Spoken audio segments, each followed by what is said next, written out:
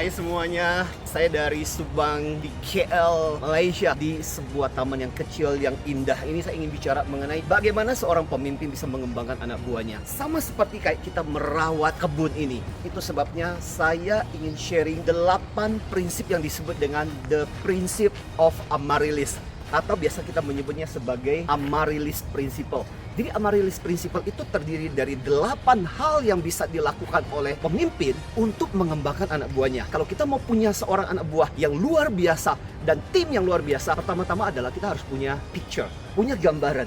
Kita mau kebun yang indah seperti apa, kita harus punya gambaran. Sama seperti itu juga kita mau punya anak buah seperti apa, tim seperti apa, kita harus punya picture. Yang kedua adalah plan. Setelah kita punya gambaran, kita harus bikin perencanaan. Rencananya seperti apa, gambarannya apa.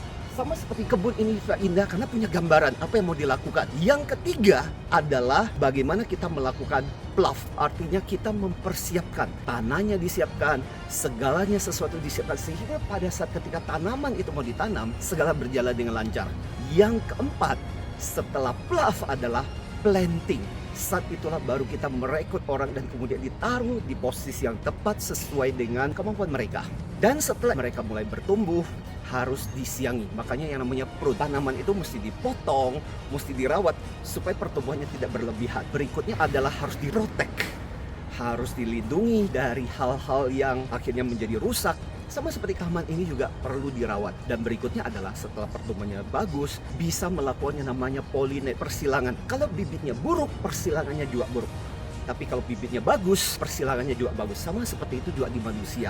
Mereka sharing ide, tapi harus punya bahan yang bagus. Dan terakhir adalah propagate. Ketika tanamannya sudah bagus, kadang-kadang bibitnya kita bisa pakai untuk kita lanjutkan menjadi pertumbuhan yang bagus. Itulah 8 prinsip Amaryllis yang bisa membuat sebuah taman menjadi indah.